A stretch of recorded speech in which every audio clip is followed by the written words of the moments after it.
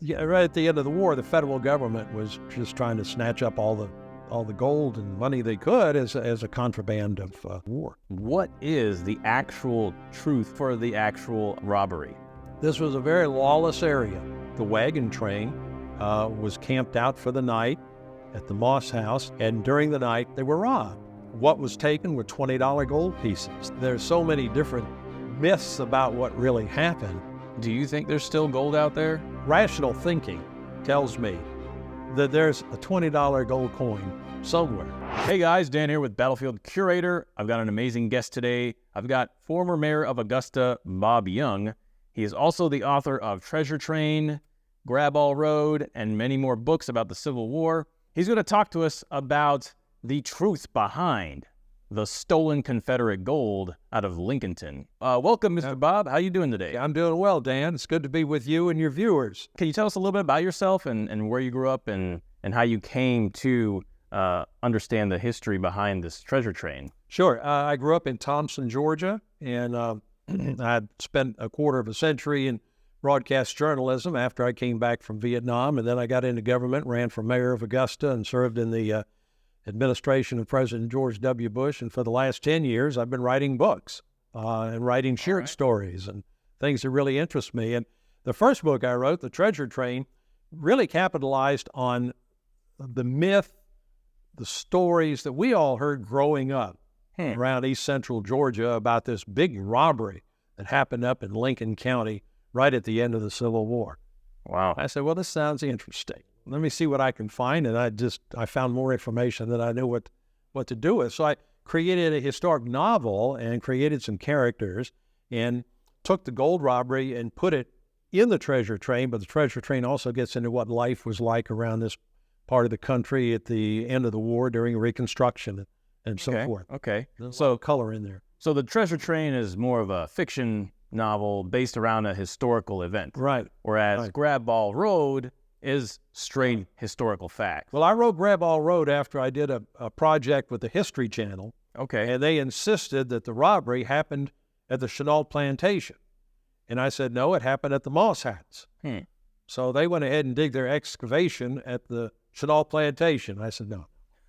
So I pulled out my research and did a little more research, and I put together Graball Road, which I think puts to bed all the theories and rumors and innuendo and everything else about the robbery. And first of all, we know it is not Confederate gold that was stolen. What was stolen are the people's money, the bank reserves from Richmond, Virginia, about $400,000 all total. About half of that actually was taken in the robbery, and then about half of that was later recovered. So there's probably about $180,000 at the very most that is not accounted for, that's out there somewhere. And there are all kinds of newspaper articles that surfaced after the war about people who had nice houses and nice land holdings and things like that. And there are some eyewitness accounts of the robbery itself. Okay, well, that brings up an interesting a point. What is the actual truth of the treasure train? Could you just briefly give us like a rundown of what the events were? In the treasure train book itself? Well, for the actual robbery. For the robbery, the treasury of the Confederate government and the bank reserves left Richmond, Virginia in early April on a train because the war was about over. Richmond was about to be invaded by Union troops. And it came south. They didn't know where they were going to go, had no idea what was in store. And along the way, the Confederate treasury was dispersed. And by the time they arrived in Lincolnton, Georgia in May, there was not much left of the Confederate money, and it was finally passed out. But the bank reserves remained intact and were put in the Georgia Bank branch there in Lincolnton, Georgia. And by the end of May, the bankers had convinced the federal government, the U.S. government, that this was the people's money and not government money. And they wanted to take it back to Richmond, and they got dispensation to do that. And on the way back, the wagon train was camped out for the night at the Moss House near the Savannah River en route to Abbeville, where they were going to catch a train. And during the night, they were robbed. And they were robbed by Tennessee veterans who were encamped at the Chenault Plantation, awaiting things to calm down in their section of Tennessee so they could go back home. Still a lot of dissension up there. So they thought that this was government money, and they had not been paid. They wanted their just due and robbed the wagon train. Nobody was shot. No shots were fired. Nobody was hurt. Just a lot of noise and confusion, and the guards were quickly overpowered. Just 5 federal guards for $450,000. That's way too little. And so the train itself, the wagon train, moved on to Abbeville the next day. And that same day, the bank clerks got busy and got E. Porter Alexander, a former Confederate general, a very prominent citizen in Washington, Georgia, to gather up some of the old home guard. They went out. They tracked down some of the people who had robbed the wagon train. They recovered about $110,000. They took it back to the bank in Washington. The federal government seized it, and that went into protracted litigation for many years during Reconstruction as to who is entitled to that $110,000. So it's a pretty interesting story, but there's so many different myths about what really happened. Number one, I think it's important to note it happened at the Moss Plantation. It did not happen at the Chenault Plantation. That's where the robbers were camped. The robbery actually happened somewhere else about a mile away. What was taken were $20 gold pieces. That was what most of the money was. There were also some Spanish coins included in that, Spanish silver coins. And I think it's important to note, too, that some of the characters who were involved in this thing were not really involved in it, although it's been insisted over the years that they were. For example, Reverend Chenault from the Chenault Plantation, he and his brother John were the ones who ran the plantation. But Reverend Chenault was not involved in the robbery, had no knowledge of the robbery, yet he and his family and his brother John and his family were tortured by a federal general who was trying to find where the gold went. And I wrote a book about him, about the Reverend Chenault, and that book is called Nick. And it's a historical novel based on his life. And now, if there was anybody who would be a suspect in a robbery, it's this guy. Even though he was a preacher, he was a lot more than just a preacher. And even though he denied any involvement or knowledge of the robbery, after I looked into his life, he's very suspect to me. But factually, he didn't have a role in it that we've been able to prove. And then the Union general who was responsible for torturing his family, trying to find the proceeds from the robbery, heard about what he ended up in Washington to begin with because he heard about a murder of a former slave woman, Nellie West, over in Crawfordville, Tolliver County, Georgia, just adjacent to Washington. And so he went up there to investigate that. And 2 men were arrested, condemned to death. And the President of the United States commuted their sentences. And one of them went on to kill again. But their story, and the general who stirred it all up, is in this book, The Hand of the Wicked. There are too many stories that come out of this one event. It just by the treasure trade, it just feeds itself. But there's plenty more too, because you got to think how many people actually got away with the money. So you said there was $180,000. About $180,000 was not accounted for. And some of the accounts, like some of the money, can probably be tracked in the Graball Road, right? Well, Graball Road, the Moss Plantation was on a road it was not called Graball Road at the time of the robbery. It was later named Graball Road, and they're saying that they think the name came from the guy who operated the ferry. When somebody would bring their horse and their wagon on, he'd grab all the reins until he got paid for the wagon or the passenger on the ferry. But anyway, Graball Road sounds like a pretty good name for a robbery where a group of people came in and grabbed all that they could grab. But this book was put together in response to misinformation that's been out there. And this includes historical records, newspaper accounts, and eyewitness accounts, and diary entries, and so forth, that really tell the true story, what happened with the robbery. So if you want the true story, go ahead and pick up a copy of Graball Road right here. And you could read through here. It's a about 160, 180, 190 pages here. So it's not too bad of a read, but it is very historical. And I think Bob did a great job putting all the context in there and gathering all the information for it. Yeah, and to put the robbery itself into context, you could read The Treasure Train, which talks about those summer months right after the war in Augusta, Georgia, and what life was like and what people were going through at that time. Ironically, that $450,000 that was involved in the Lincoln County robbery was peanuts compared to some of the vast sums of millions of dollars that came into Augusta that were brought in by railroad companies and others. There was a lot to do with money and gold, et cetera, at the end of the war. Yeah, right at the end of the war, the federal government was just trying to snatch up all the gold and money they could as a contraband of war. Now, when it came to the robbers, how much do you think the robbers got away with? Well, I think all total about $180,000. That number is probably not pinned down anywhere because I've talked to some other people who have researched it, and they are less generous. But with the documentation I found, that's about the best I can come up with. $180,000 was not accounted for at the end of the robbery. Okay, and that would not include the $110,000 that was taken that was recovered.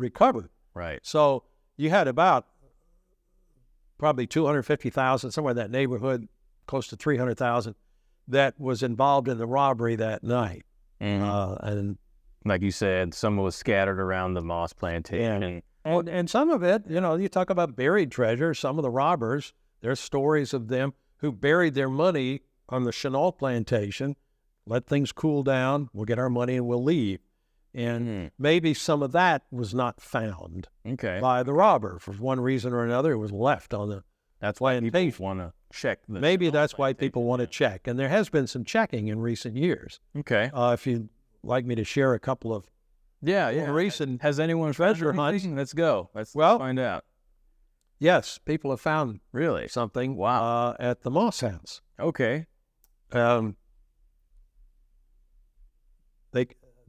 a writer out of Metro Atlanta who was working on putting together a cable series on the treasure, and he came down and had a treasure hunter with him, and they were out there and metal detected at where we thought the feedlot was.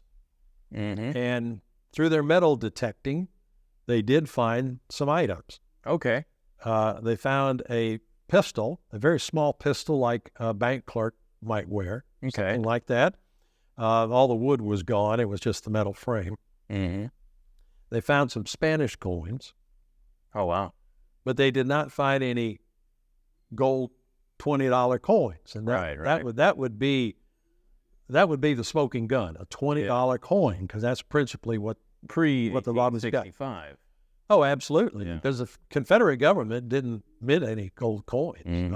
All these gold coins are old Union. Right. Gold is gold. It doesn't matter whose government's name. The pre-1865 gold piece would definitely indicate that this was probably part of that. No question. And all the Spanish coins predated 1865. Okay. So they found those and wanted to go back and do some additional work, but then there was a dispute between the landowner and the... So anyway, so that nothing further came of that. Now, I don't think anything really will. Then there was another group who came in, and they looked, and these guys are pretty sophisticated treasure hunters. I mean, they've found shipwrecks and stuff like that. And they were told where to look, and they went and talked to the property owner and went and looked, and they didn't find anything. In fact, I went with them on one of their searches. Okay. And they had some nice information, but nothing. They didn't find anything at all. So yeah, people are still looking to see if they can find any physical evidence of the robbery itself. And what would be the most impressive thing to find would be a $20 gold coin, because that could potentially show you where the robbery happened. Now, a few years ago, what prompted me to write Graball Road was when the History Channel came down here. You may remember a show called The Curse of Civil War Gold. Yeah. Well, they had the premise that this robbery happened at the Chenault plantation, and they knew that because an African-American woman had told them that her ancestor was married to John Chenault, and she told the family, and then it was handed down that it happened on the Chenault plantation. Well, we know that's not true. John Chenault was married to one woman. She was a white woman. He never married a black woman. Now, that's not to say he might not have fathered some children along the way, but he wasn't married to an African-American woman. But the point is, the History Channel seized on that, came down, and they brought their backhoe down, and they did some digging on the Chenault plantation. And they did it with the owner of the property, who is a gentleman who lives up near Atlanta. And he was there, and I was there. We were all out there while they were digging. And so when it was over, they didn't find any coins at all. In fact, they found several farm implements and whatnot. Right. But they found this dangly little thing about this size, and they said, now that might have been some award that a Confederate soldier might have worn on his uniform. Well, I looked at it and I said, that looks like an earring to me, a lady's earring. But they did find a silver wedding band, which I thought was pretty interesting. But no, they didn't find any gold or anything either when they spent a whole week down there. Why did the plantations get used for staging areas? There were just thousands of federal troops who were passing through this area of East Georgia, because Washington was on a main highway, so to speak, from troops coming back from Virginia, North Carolina, South Carolina, coming down through Georgia to Florida, Alabama, Mississippi, and so on. So they had to stay somewhere. It's like here you got all these, what we would think of today, you got these refugees passing through, and so they would set up camp at the plantations, because the plantation owners, for the most part, were Southern sympathizers, and these were veterans of the Southern Army who were headed home. So they set up, they could stay in people's houses as guests, but there were so many of them that they would camp out on the plantations, and that's how it just worked out that the Tennessee veterans camped out on the Moss Plantation. The Chenault. I'm sorry, the Chenault Plantation. Thanks for catching that. I'm about to repeat the rumor here. That the Tennessee troops camped at the Chenault Plantation. They picked up word that the wagon train was coming through. It had to pass the Chenault Plantation to get to the Savannah River. They probably saw it. They said, okay, they're going to camp at the Moss House because they're not going to cross the river at night. And then we'll go up there and relieve them of the government money that they have, the Confederate gold, which indeed was not Confederate gold. And it took a lot of arguing at the time of the robbery to convince them that it wasn't. But they were not convinced that it wasn't government money. And it was when the bank clerks and General Alexander and the Home Guard went out looking for it that people were finally convinced that this was not government money and it needs to go to the people in Richmond. Do you think there's still gold out there in Lincoln County? Yeah, I think there is. I think there are some. I don't think there's a pot of gold buried somewhere. I think there are probably scattered coins in locations like where the troops were camped on the Chenault Plantation, maybe some scattered coins on the ground. Because this happened at night.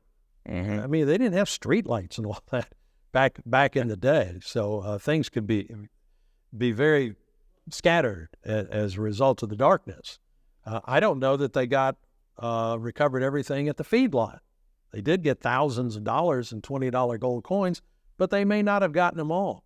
We know that if our thinking of where the feedlot at the Moss Plantation was, if that's where it was, where we thought it was, we found some Spanish coins there, and that's consistent with the inventory of what the bankers were carrying. So if we found those, perhaps we can find some other artifacts at that place. But who knows? Who knows, and who knows where to look? Okay, yeah. I mean, people have come and they've looked, and like you said, they came in, they robbed it. I'm sure they had scouts that were tracking the wagon train, and they robbed it, and they scattered. It seems like majority of them went back to the Chenault Plantation. Probably went back there to spend the night. Finished spending the night. But they wanted to hide it, so they might have hid it somewhere else. They probably wanted to come back to it, but maybe some of them never got a chance to come back. Yeah. How much do you think might still be left? I'm not even Dan, I'm not even going to try to guess how much is left. Because like I'm sure people ran away with it and just kept going. Like if you know you were going to rob a treasure train, why would you want to be even close to the scene of the crime? You know, this was a very lawless area, and it would the provost marshal at the time actually was not in Washington. He had left town for a meeting. I think he was in Atlanta, and so when he got back, he got some of the Union troops together, and they went up there and tried to find the proceeds from the robbery themselves, and came back empty-handed. In fact, what they did, it was such a chaotic time, they arrested the bank clerks and sent them to Atlanta, and the charges against them were dismissed in Atlanta. They came on back. But and then General Wild came up a month later from the Freedmen's Bureau, when he got wind of the robbery, and so he went out and tried to find it. There were very intense efforts to find it at the time. And I mean, if they couldn't find a bag of money then, I don't know how we're going to find one with metal detectors. 2023, even with metal detectors. But I just cannot. Rational thinking tells me that there's a $20 gold coin somewhere on the Moss Plantation or on the Chenault Plantation, one of the two. Maybe both. That there's a $20 gold piece still there, left over from the robbery. I mean, just common sense tells you with thousands of coins. How many Tennesseans were actually? Is there a number of how many actually took on these 5 guards that were guarding the? It's my understanding the raiding party was about 20, 24 people were involved in the robbery itself, but there were hundreds of Tennessee troops who were camped up there. Oh, okay. So. All right. So, yeah, you got to think at night, a bunch of stuff gets scattered, people just trying to fill bags, coins just spilling over, riding off and their saddlebags breaking or stuff falling out. There you go. Yeah. There's the story about one guy took his pants off and tied up the legs and filled up his pants. Another guy, he put so much gold on his horse couldn't move. It was too much weight. He couldn't get on the horse and ride it. It was so heavy. Well, you hear these stories. Right.